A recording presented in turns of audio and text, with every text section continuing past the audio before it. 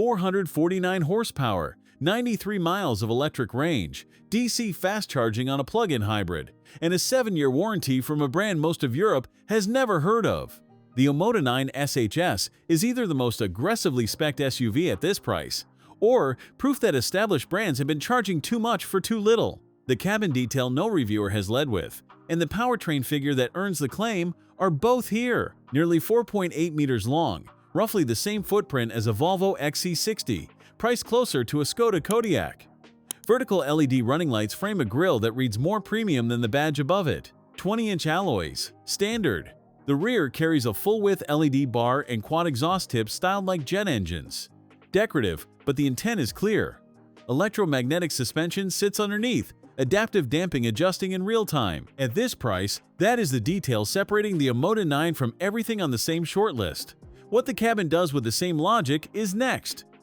Two 12.3-inch screens curve around the driver in a single panel. Below them, physical rotary dials for climate and drive modes with weighted metal surrounds. I reached for them instinctively. Someone understood why people hate touch-only controls. A 14-speaker Sony system is standard, and the detail most reviews skip past is the pair of speakers recessed inside the driver's headrest.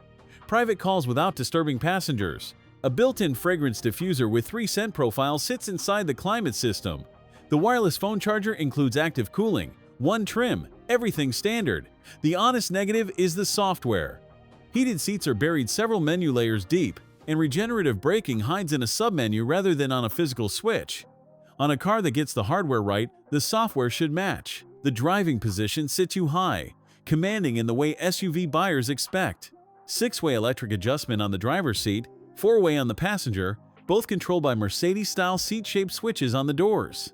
A flat-bottom steering wheel with haptic buttons that click without physically moving, which feels premium until sunlight reflects off the gloss black surface, and you cannot see which button you are pressing. A head-up display projects speed and navigation onto the windscreen.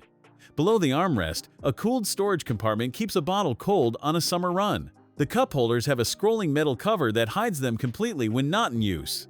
The rear bench reclines electrically, heated and ventilated outer seats in the back, not just the front. That is a feature you expect in cars costing twice this. A 1.3-meter panoramic sunroof floods the space with light. Legroom is generous. 3 adults fit across the bench thanks to a flat floor, though the middle position narrows on longer journeys.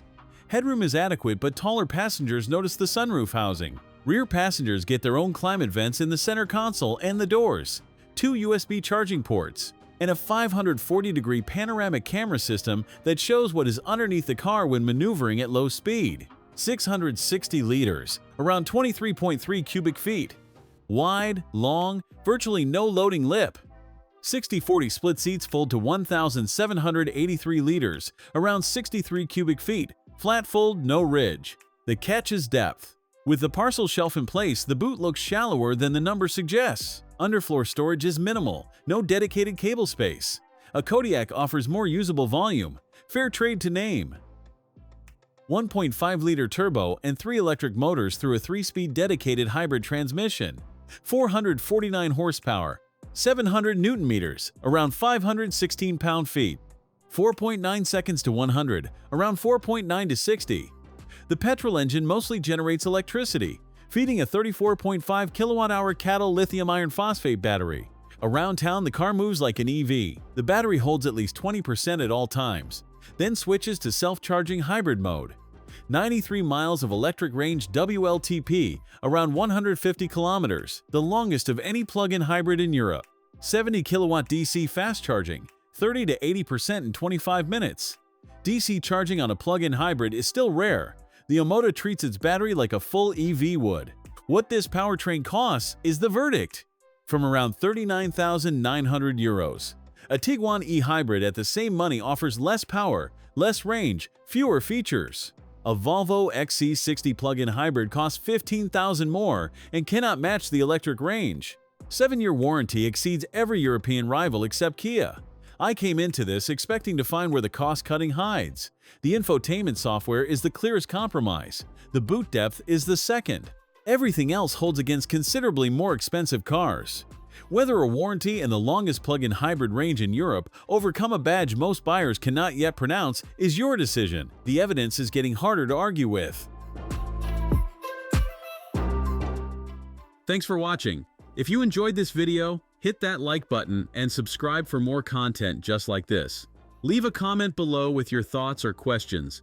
I read every single one. And don't forget to click the bell icon to get notified about my next upload. See you in the next video.